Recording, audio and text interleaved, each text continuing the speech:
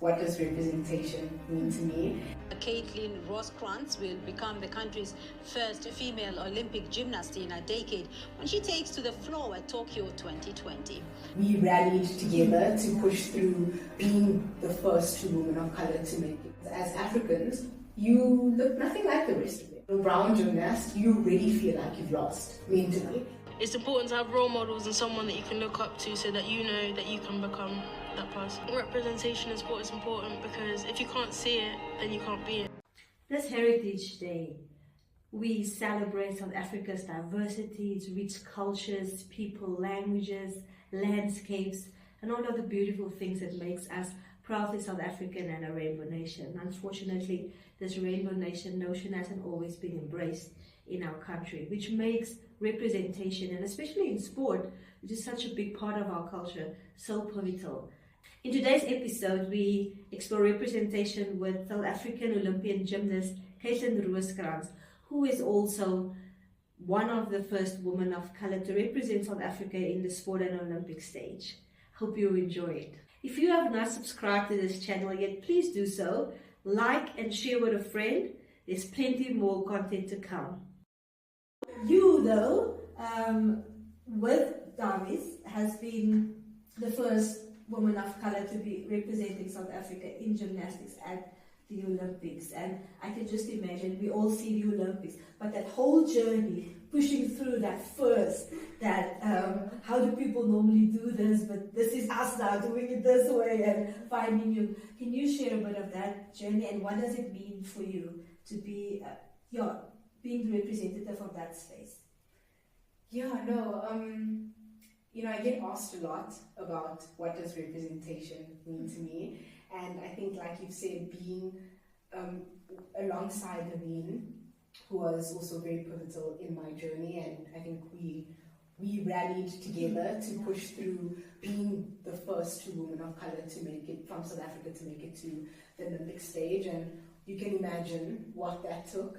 I think there were many things that we had to overcome to being, the first woman of color in a white-dominated sport. You should think already that it was, where do you hear of a colored girl or a black girl in gymnastics in South Africa? It was like a foreign thing for us, and it was almost reiterated to us when we started to travel overseas and we started to compete, and as South Africans, as Africans, you look nothing like the rest of them, your typical average gymnast. We don't have the same build, we don't have the same body type, and it was those small things that was very difficult for us to try and navigate, and it was something we had to overcome. That I remember when we first started traveling to our first few competitions and getting there, and you already feel you haven't even competed yet, and you as South African little brown gymnast, you really feel like you've lost mentally, because it is, no one here looks like me.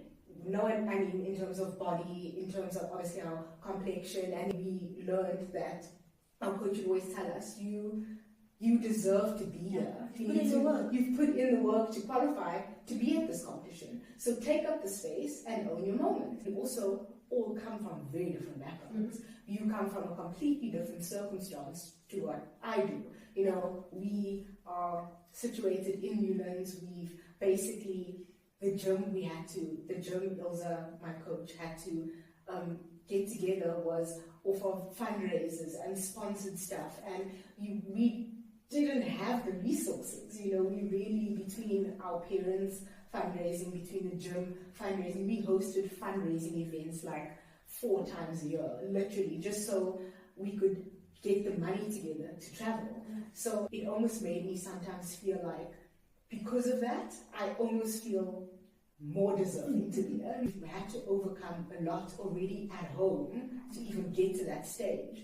And that was just something that we always had to remind ourselves of, and to, like I said, take up space. And as I got older and I started to climb the ranks internationally, I started to see, you also get motivated by what you see. You go home, you work even harder. And we've been training 4.5 to 5 hours a day for 6 days a week since I was maybe 10 years old. Literally, we get 2 weeks off in a year, and that's over December. So we put in all the sacrifice, and sometimes we just felt like, you know, where is the recognition from the country, from everyone? You know, we just need more. But as I said, started to get older and older, I started to see that it wasn't even that much about that. It was actually about what we were doing for the generations to come.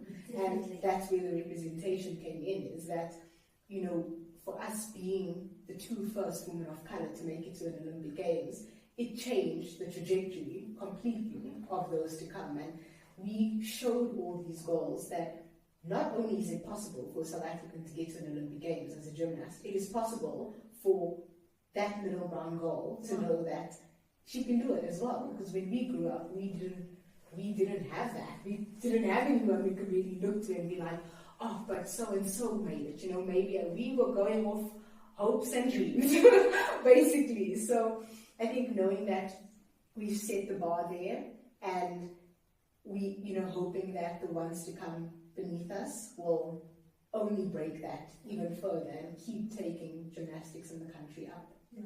Thank you. I must say thank you, and because of you, the two of you, now saying it's possible. It's possible. Well, you had to break through the impossibility. Yeah. Now, for my little girl, we can say it's possible to become an Olympian gymnast. And so thank you. Thank you for that. Thank you for making the path a little bit smoother for those coming. Representing South Africa, Rooskrantz. Well, she continues to be a pioneer in the sport, attending the Tokyo Olympics. Thank you.